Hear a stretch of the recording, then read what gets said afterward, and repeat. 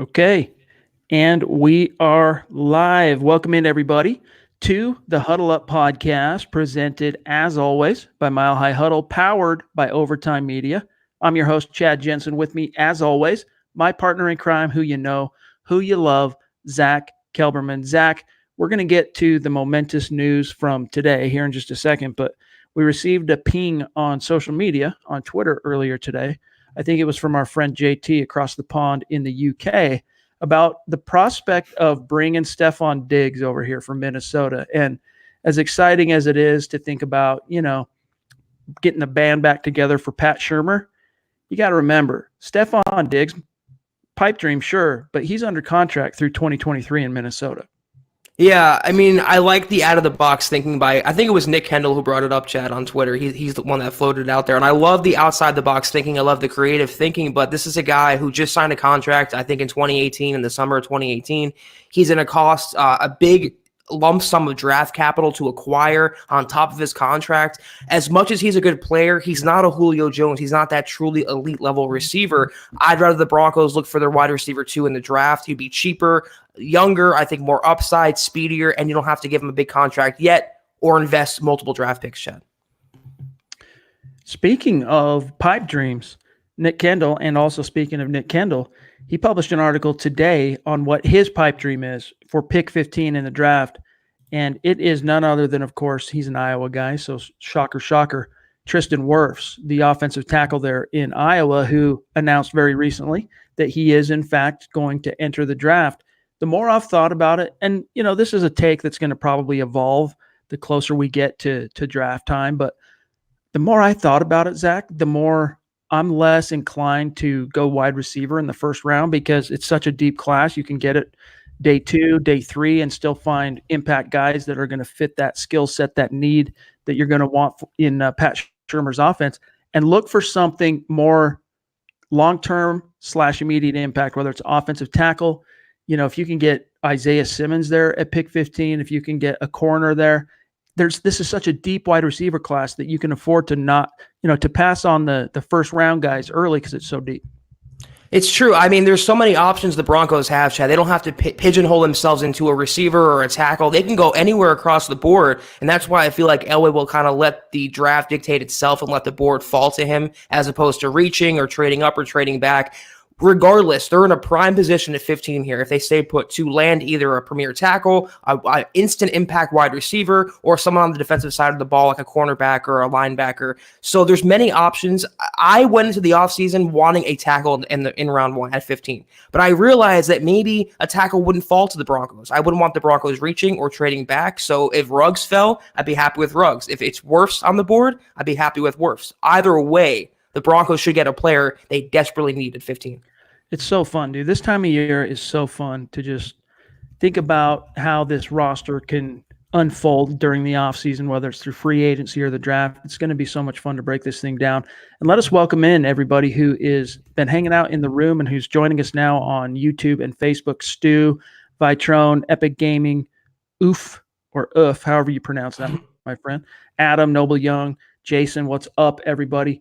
Welcome in. We're going to dive into the Denver Broncos firing their quarterbacks coach, which is no big shocker. We're going to talk about that, how it affects Drew Lock, what the implications are, who the biggest, most likely option is to replace him at quarterbacks coach. But first, you guys, a couple of quick matters of business. Make sure you're following the show on Twitter at Huddle Up Pod. Guys, that's simply the best way for you to keep your finger on the pulse of what's happening with the show in real time at Huddle Up Pod. If I can find the right ticker here, this thing's being super sensitive. Where'd it go? There it is. Nice and easy for you guys right there at Huddle Up Pod. Zach and I, we love interacting with you guys on our personal accounts, but make sure you are also following the main show account. And then if you haven't done this, take a second, head on over to Apple Podcasts and leave a creative review on the show. And if you like what Zach and I are doing, leave us a 5-star rating. It's a great organic way to support the show. Helps us out a lot, and it can help you out as well by entering into our monthly drawing for some swag, whether it's a hat, whether it's a shirt. We announce that at the beginning of each month. Who won? We randomly select a name or two out of the hat of those who did review us on Apple Podcasts, send you some swag. So take care of that business. All right, Zach, let me see here. get rid of this one. Let's talk about this. So the Denver Broncos, we spitballed this earlier in the week when we found out what was happening with, of course, Rich Scangarello getting fired on Sunday, Pat Shurmur being announced. Pat Shurmur, by the way, flew into Denver Monday, walked the building, ironed out the kinks. Tuesday, officially announced by the team as a new offensive coordinator. The next day, the Denver Broncos fire T.C. McCartney. Shurmur wants to have his quarterbacks coach, Zach. What was his handpicked guy, what was your immediate gut reaction to McCartney getting shown the door? You know what? Once I heard that Scangarello was a goner, chat, we just talked about this off camera. I think it was a package deal with Scangarello, two young guys leading the offense. And once he was fired, I knew it would only be a matter of time for McCartney. Shurmur is pretty much the head coach of the offense at this point, and any head coach of any NFL team wants to bring in his own guys. So I'm not surprised. But who needs continuity? I just don't understand. The Broncos are just cleaning house here, and it just makes it a little more harder for Drew Lock to establish himself in this offense. He has no basis from last year from which to lean on any sort of coaching. So I guess, though, if they're ripping off the Band-Aid, don't do it halfway. Just rip off completely and clean house. Yeah, I mean, it's one of those things where you worry a little bit about any kind of negative impact it could have on Drew Lock, because the credit that you give Rich Scangarello for seeing Drew Lock take such a massive leap forward in his rookie year, which, I mean, we were both high on Drew Lock, but I don't think either one of us expected him to kind of blow the doors down the way he did in his rookie debut. Yeah, it was late in the season, but to go 4-1, set NFL records, set franchise records along the way, Rich Scangarello deserves some credit for that. And so does, of course, T.C. McCartney, who was his position coach. And now Drew Lock's losing that tether, that kind of keeps him locked in continuity-wise, a familiar face, all that, the ground beneath him is kind of shifting a little bit. And so what you hope is, if you're going to make a change and you're going to interrupt that continuity, Zach, the hope is that it's going to take a little bit of a step backward for Drew Lock in the very, very short term. But the idea is to do that so he can leap forward by, the quantum leap, if you will, by the time you get to the regular season. The Broncos and Vic Fangio believe Pat Shurmur and whoever he ends up tapping, we'll talk about some options there, to come in as quarterbacks coach, is going to give Drew Lock the best opportunity to do just that. Yeah, it's for the greater good, I believe, and they want someone more proven in the position, but you have to have someone in the system who Lock can fall back on, and McCartney was actually a pretty crucial component of Lock's development last year. It came along incremental, and McCartney was pretty much cutting his teeth with the Broncos, but he had local roots, he had familiar ties to the organization. It was a nice landing spot for him. I just wanted that for Lock to have some sort of semblance of familiarity among the coaching staff. But the only thing that reassures me is he's been through this before, Lock, in Missouri. He went through system after system, coach after coach, and it's only his second year. I mean, if they're going to do it, might as well do it now before his first starting season as a full-time starter. So I'm not too worried about that. I'm kind of getting over this Scangarello firing now, accepting Shurmur, so not surprised at all about McCartney. I mean, it's not ideal. Anytime you interrupt continuity for a young quarterback, it's not ideal. But we're not talking about, here's the good news, Broncos country, we're not talking about Paxton Lynch. Drew Lock has what it takes between the ears to roll with the punches. He attacked the verbiage, the long play calls that came with Rich Scangarello's offense last year. We know how much time and effort it took for him to master the nomenclature in Scangarello's offense. There was the story in him talking about how he would go into the mirror at the hotel during training camp, and his roommate Dalton Reiser could hear him reciting plays into the mirror and all that. It took time for him. It was a brand new offense. I expect him, as you said, I think technically it's his fifth coordinator in 6 years. So whereas this will be the fifth coordinator in the last 5 years for the Broncos, for Lock, it's the fifth in the last 6. But he has, because of that, it's made him sharper. It's made him more amenable to pick things up quickly. It's kind of like Zach, military brats that are getting moved around a lot. It's not ideal for a kid to constantly be moving around. In a perfect world, you don't love that. But most of them, what ends up happening is they become, their social skills become sharply honed. They become very good at making friends, connecting, and fitting in wherever they go because they have to do it so often. And in that same sense, Zach, you're thinking, well, with Drew Lock, because he is so smart, the talent and the traits speak for themselves, but he's also smart enough, I think, to roll with these punches and handle it with aplomb. Yeah, we saw how he handled adversity last year, Chad, on the field, and Locke bounced back, and he proved in that one instance that he's not Paxton Lynch, that he's the antithesis of Paxton Lynch. But now the Broncos, okay, they changed it once, they can get away with it now, but they have to stick with Shurmur, Chad, beyond this season. They can't keep rolling coordinator after coordinator out there. He has to be the guy, good or bad, Shurmur, for at least 2, 3, 4, 5 years, give some sort of continuity to Locke and help him build. He's such an impressionable quarterback right now. He's an infant in terms of NFL terms. So to mold his developmental skills, to mold his teaching skills, to really raise him as an NFL quarterback, they can't keep changing parents every single season. Stick with one or two and go forward. Jay, well, it's actually Jeff Cohen, that we know him as Jeff Cohen from Twitter, jumps in with a $20 donation on Super Chat. We appreciate you, Jeff. Thank you, Jeff. Chad, Zach, greetings. Jeff Cohen, agree Kelberman. Locke was budding with TC and Skanks. Now he has to start from scratch after admitting he had issues getting it. Going backwards like me and Zach moving back to Coral Springs. I believe, Jeff, you actually hit me up on Twitter and told me that you live there. It's crazy. I thought no one else was from that corner of the world, Coral Springs. So that's pretty nuts. I would never go back, though. So it's a pipe dream. You know, that's the thing, though. I mean, as far as TC and Skanks, look, Vic Fangio was a first-year head coach, right? You don't use the term rookie head coach for coaches. He's a first-year head coach, and his expertise, John Elway wanted a head coach that was an expert on one side of the ball. Well, for Vic Fangio, that was as a defensive czar, and as a first-year guy that wanted to be able to focus, still calling the plays on defense, he, in a perfect world, he should have had a more experienced offensive coordinator. And if you're going to get a first-year offensive coordinator like Rich Scangarello, you hope that you have a more experienced quarterbacks coach. And this is not to poo-poo on anything McCartney did, because I think rolling with those punches of having to get 3 different quarterbacks ready to start, and especially what Drew Lock did down the stretch, is a credit to McCartney. But you would ideally want to have a more experienced veteran in that position.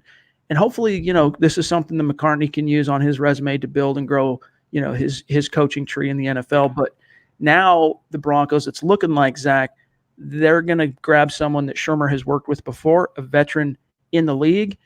Don't be surprised if it ends up being Mike Shula, who has been a coordinator under Shurmur in New York the last couple of years and was also the brainchild behind that Carolina Panthers offense in 2015 that propelled Cam Newton to 50 total touchdowns, MVP, and Super Bowl 50, even though it was ultimately a loss.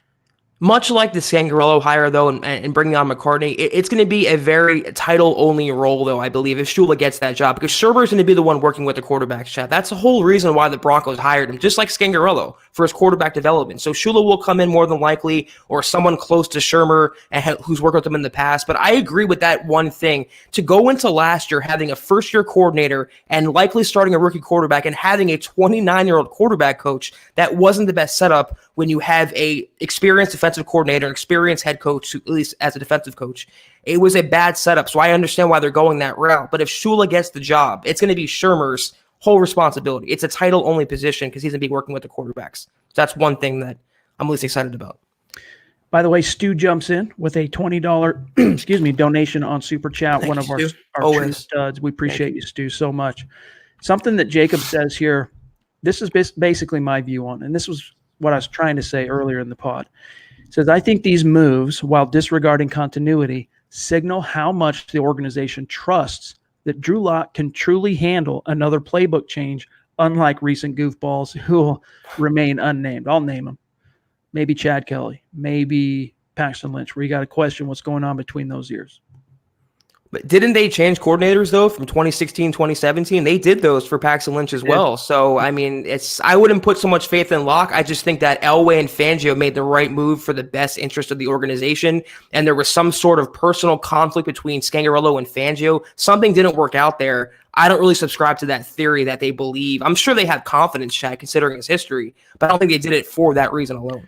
Maybe not necessarily for that reason, Zach, but it plays into it. You know, I don't think they would have done it if they didn't think Locke could roll with the punches. I think that's probably a better way of saying it. Like, they feel like he can handle it. And by the way, Daniel jumps in with a $5 donation. Thank you, Daniel. Super chat. Appreciate you, Dan. He says, very happy to have found y'all recently. Great channel, and always enjoy listening. Appreciate that. Thank you. Benjamin on Facebook. Maybe Drew got what he needed as far as a foundation for Skanks and can dive into the deeper waters with Shurmur. training wheels coming off type of thing. Maybe that's true, Zach. No doubt about it, though. He's going to be working with a significantly more experienced and productive, from a track record and resume perspective, offensive coordinator and play caller in Pat Shurmur. Doesn't necessarily mean the scheme's going to be a whole heck of a lot different when you boil it down. It will be different, don't get me wrong. But from like a, it's not going to be exactly fish out of water, so to speak, for Drew Lock going from Scangarello to Pat Shurmur, because, and this is something that we'll get into farther as the farther we get into the offseason. I know the fellas over building the Broncos, they're going to be spending a lot of time the next few episodes bringing on guests to kind of break down what the Shurmur offense really is. But if you boil it down, it's West Coast with spread concepts, all right? And so Drew Lock's already got 1 foot in the door when it comes to the West Coast offense, having played that 1 year under Scangarello. So, yeah, in a perfect world, Zach, you hope that he can get that other foot through the door and really step into being the guy and that next level as an NFL quarterback under Shurmur in year 2. It's a really interesting point, because let's say Locke goes on to have success this year. Scangarello is going to get no credit, Chad, for that development. It's all going to go to Shurmur. So, right. That's a really good point, that he laid down the foundation for which Locke to base his game on. The only difference in play calling is I believe Shurmur will call more deep balls, more aggressive vertical plays to take advantage of Locke's arm. I think that's one of the main disconnects between Scangarello and Fangio. It was too conservative. It was too passive. It wasn't aggressive, and that's why I think Shurmur is going to dial up those play fakes, keep defenses on their toes, and really take advantage of Locke's game. Just a more aggressive mindset. I mean, if you think back even to Locke's debut in Week 13, and the way that game unfolded in the closing minutes, it was Scangarello wanted to punt that ball at the end, and Fangio overruled him. Not punt, kneel on it and just take it to overtime. Fangio overruled him on the headset and ended up throwing it deep, and to see what they could either get a big play from Cortland Sutton or maybe draw a PI to put him in field goal range. And it paid off. Sometimes you got to roll the dice, nothing ventured, nothing gained. And that wasn't something that Scangarello was quite ready to embrace. He coached not to lose, which means he's coaching scared more often than not. And that came out in the wash in terms of how that Broncos offense looked for most of the season. Angela jumps in, just figuring out how to donate. LOL. Well, thank you, Angela. Appreciate it. And then jumps back in with a $21 donation on Super Chat. Canadian up in Canada. Any other offensive coaches at risk? And that's a good question, Zach, and something I wanted to talk about. Thank you, Angela. About could anybody else be on the chopping block? All signs from what I've heard, Mike Munchak, Chris Cooper, the offensive line guys, they're 100% safe. But could the Zach Azanis, the wide receivers coach, could the tight ends coach Wade Harmon, could the running backs coach, Modkins. Thank you, Curtis Modkins. I almost said his predecessor, Studesville. Could any of those guys going way back be at risk? I mean, if you're going to make a change, to get your guy in there so that there's a good way to kind of think of it. One of the reasons why you see offensive coordinators or defensive coordinators, whoever, when they get hired, they eschew the previous staff, even if they were doing a good job, and bring in their own guys. The reason being, and the primary reason, Zach, that they don't want to spend their time coaching the coaches. They want to coach the players. They want to have to train up and spend as much time telling the coaches how to approach coaching the players as they do actually coaching the players.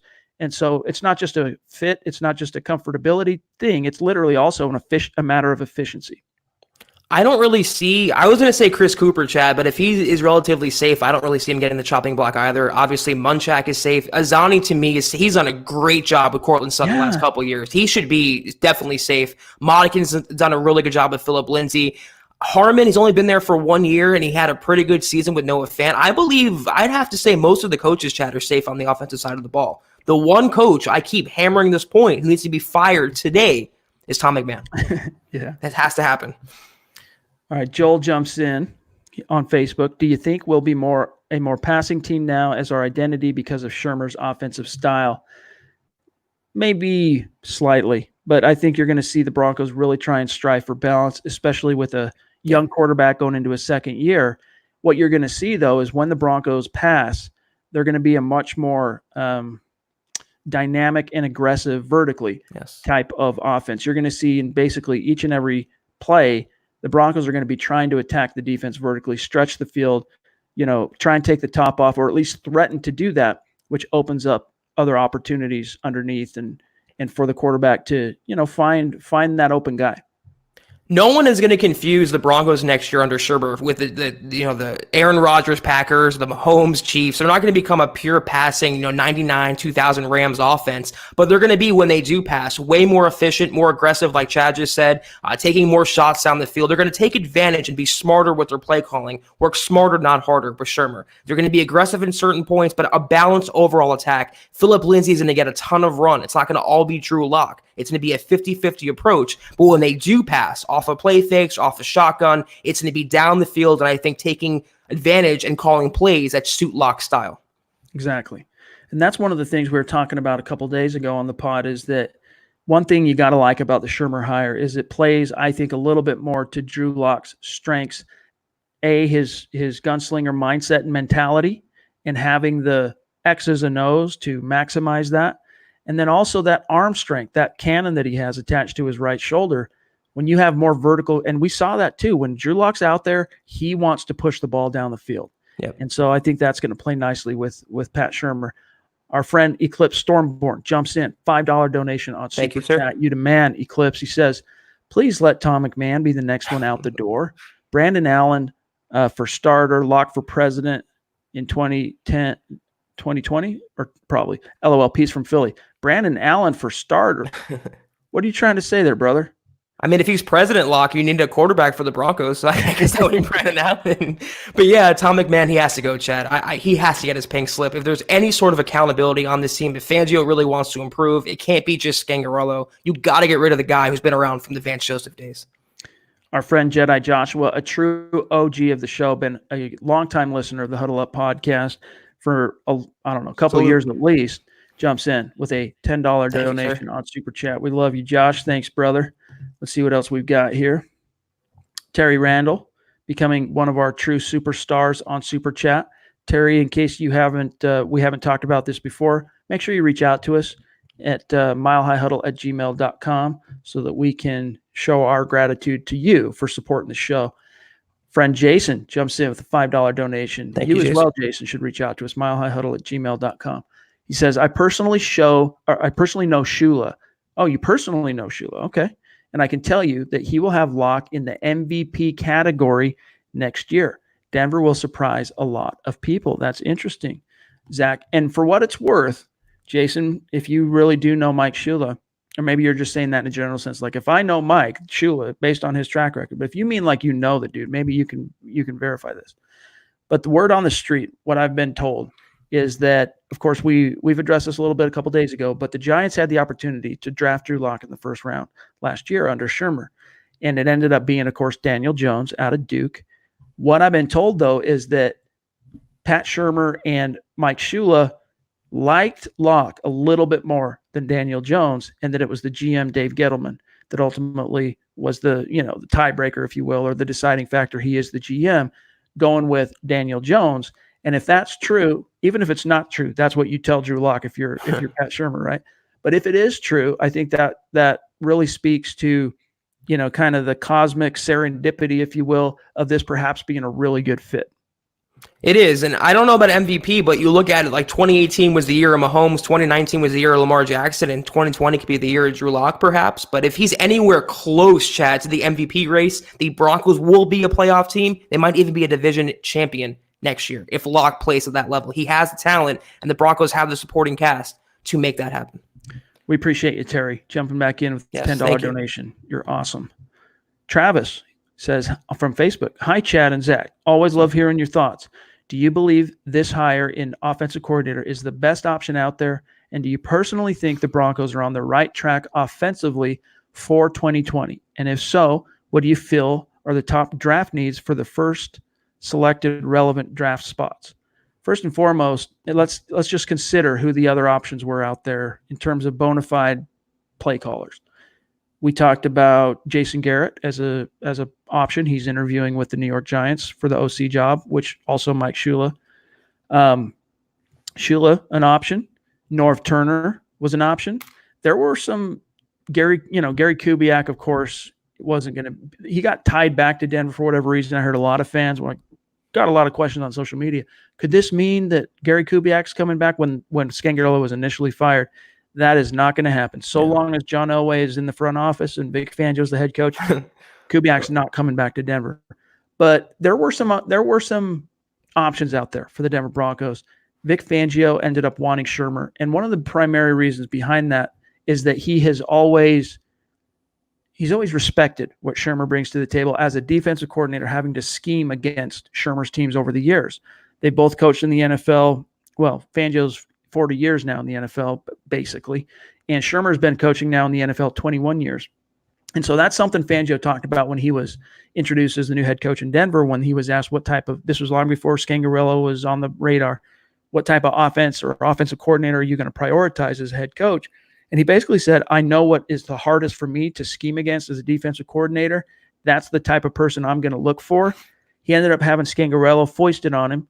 Zach, this time he ended up choosing the guy. And you have to believe that it falls into that mold. And he said this much in his statement following the actual announcement that Shurmur had been hired. So I do think it was a good option for the Denver Broncos. Was it the best option? I'd have to probably spend a little bit more time chewing on that. Off the cuff, I think it was the best option for the Denver Broncos. I think it's pretty safe to say that at least it's a step forward. And yes, I do think, Travis, that the Broncos are on the right track offensively for 2020. Yeah, Chad, I tend to agree with you. I think based on the bunch that you mentioned, he was definitely the best option considering his history and considering his quarterback prowess. And I think, like you said, Fangio genuinely respects him as an NFL coach. I don't want a Jason Garrett. I don't want a Norv Turner. So if they were going to fire Scangarello and they were going to hire someone from this group, I think Shurmur was the best of the bunch. Like you say, as long as Locke doesn't get injured, knock wood, or he doesn't take a step back in his development, this will be a step forward. But as to answer right now, if he's the right coach for this team, Shurmur, if he's the right choice, we don't know until the game starts to play out a little more. We don't know until this team starts to take shape what they can do with Drew Lock. We won't know yet. But based on paper, based on his history, Shurmur, I think this was an upgrade in a sense for Denver. All right, let's grab this one here from Buana Beast, a great member of our community on YouTube. He says, Evan Ingram had a good rookie year. Otherwise, he's been injured. Honestly, I just don't see Noah Fant having the ability to work his way through routes, but I had bigger doubts with the old offense anyway. Zach, the one thing is, we kind of touched on this a couple pods ago, and it's grown in terms of its, knee jerk in the fan base. Fans are suddenly worried that the Broncos wasted their first-round pick last year in Noah Fant because the Shurmur offense, doesn't prioritize tight ends as much and that there's more 3-wide, 4-wide, and 5-wide sets. That's not the case. Noah Fant is going to be a focal point of this offense. Evan Ingram, as Buonabis pointed out, yes, he did struggle with injury issues, but when he was healthy, he was a part of the offensive focus for the New York Giants under Shurmur. You can go back farther to, it just slipped my mind, Zach Ertz in Philadelphia. Shurmur made him a focus. You can go back even farther. Chad Lewis in Philadelphia back in the day. The tight end one, the number one guy on the depth chart, is going to be significantly a part of this passing offense, Zach. It's the second tight end. It's just not going to be on the field as much unless the first guy's hurt or needs a rest. So don't worry so much about that, about Noah Fant suddenly becoming a non-priority to the Broncos. It's quite the contrary. Shurmur's going to find a way to get more out of Noah Fant. You're just going to see less of the Hiremans. You're going to see less of the Fumagalis and Jake Butts if he ends up, being healthy enough to contribute, and probably hardly anything from the fullback, which is why when you do have a fullback on the field in a Shurmur offense, Zach, it's a guy that can play kind of H-back, kind of in between. He can play fullback and play tight end, which favors a guy like Andrew Beck. Position flexibility, Chad, is so clutch in the NFL. It's interesting. I actually wrote about the tight end coach for the Giants today because he just got hired by the Cowboys. And in researching that, Evan Ingram made only 19 appearances, 14 starts over 2 seasons. When he was on the field, like you said, he was a productive player. But last year, a little-known rookie named Caden Smith came along, and he had 300 yards, 3 touchdowns. He caught a bunch of balls. He was really blossoming in the offense, filling in for Evan Ingram, or blossoming relatively speaking, considering the Eli Manning and Daniel Jones combination under center. So I really wouldn't be too worried. I wouldn't leap off a ledge thinking that Shurmur's going to neglect Noah Fant. They used a first-round pick on him, and if John Elway and Vic Fangio were smart, they would say to Shurmur, don't not let him get involved. Keep him in the system. Throw passes his way. Don't ignore him. But that doesn't mean that, if Hireman comes back, he will be an afterthought. If Fumagalli, he's not going to be an afterthought. They will get their tight ends involved. Shurmur actually developed one in New York last year. So if they can be on that scheme and on that system, they're going to have some little known players as pass catchers in this offense. It just means basically in the Shanahan style of the West Coast offense, you saw and you can watch it when you see the Niners play this coming weekend. Pay attention to this. You see a lot more 2 back and 2 tight end sets, 12 and 22 personnel. And with the Shurmur offense, it's not that you're never going to see that. It's just going to be significantly less. You're going to see mostly 1 tight end on the field at all times, 3 wide receivers, and single back sets. So it's just, it's just nothing to freak out about at this stage is what we're trying to tell you guys. Mark jumps in, $5 donation on Super Chat. Mark, hit us up on Gmail, milehighhuddle@gmail.com. You've been so consistent in your support for the show. Appreciate you, bro. He says, you guys are the best. So much respect for Zach Perna and Chad Gangsta. # Orange Crush. Thanks, brother. We have to keep this pod a little bit short. It's my fault. I apologize. You guys will try and make up for it on tomorrow's Mile High Mailbag. Let's grab 1 or 2 more, though, before we get on out of here.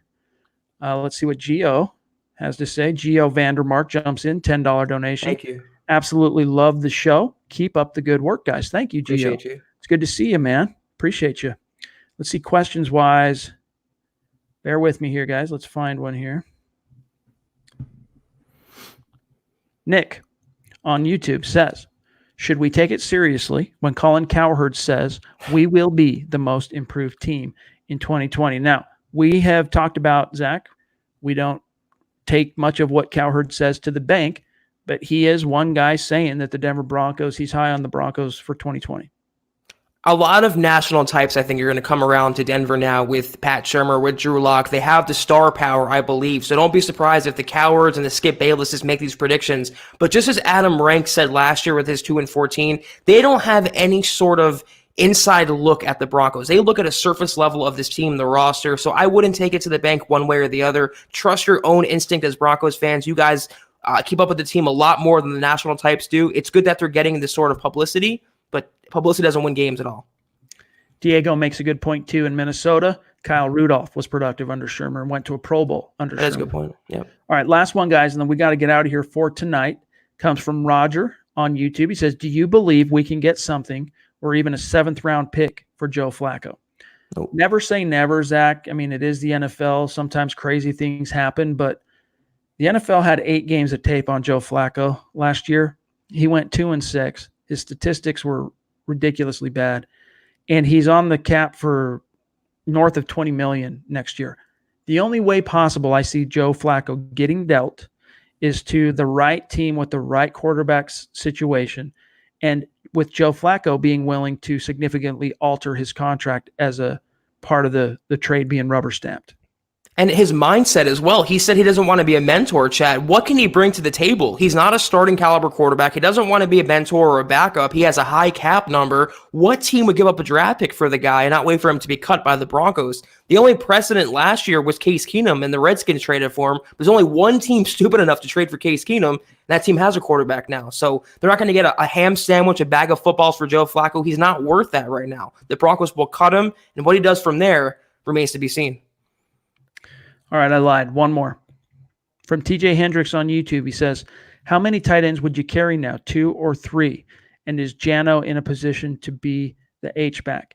There is always the possibility, because one thing that Janovich, who was a walk-on at Nebraska, his football story is so awesome, but he was a walk-on at Nebraska. One of the reasons why he was one of the more coveted fullbacks in that class, and when you say coveted, it just means they're getting drafted, right? And as opposed to being undrafted guys signed after the fact. There was a couple of tight ends in that class. He was one of them, fullbacks in that class. He was one of them that got drafted. And one of the reasons why is because he had a lot of production with the ball as a fullback at Nebraska. We've seen it as a Bronco, Zach. He can catch the ball. And when he catches the ball, he can do things with the ball. I mean, his first carry from scrimmage, and granted it wasn't a reception, it was a carry. He took it to the house against the Carolina Panthers back in 2016.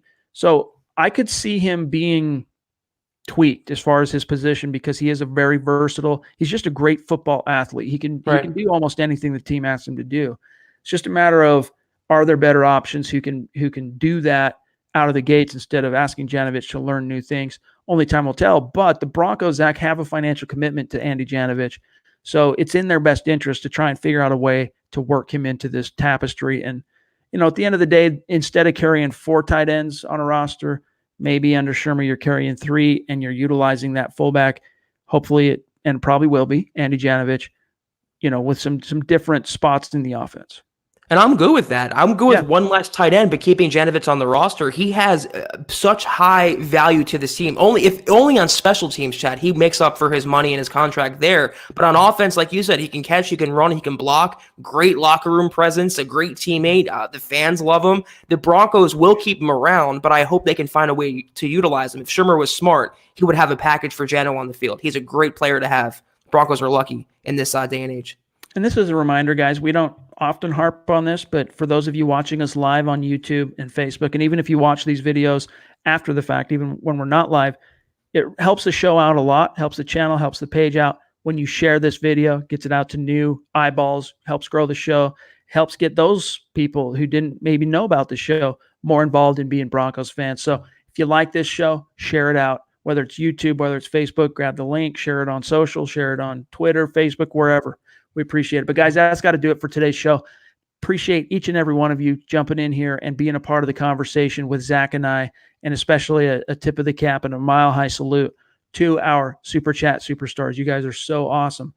But in the meantime, make sure you're following the show on Twitter at HuddleUpPod. We're going to be back in the saddle tomorrow night for the Mile High mailbag. No holds barred, all questions. Make sure you have them ready to rock and roll. We're going to be looking forward to getting to that with you guys. Let me just get this out of here so you can see. Nope, that's not it. There we go. Make sure also you're following my partner, Zack Kelberman, on Twitter for the hottest and the coldest of takes. Zack Kelberman at Kelberman NFL, myself at Chad and Jensen.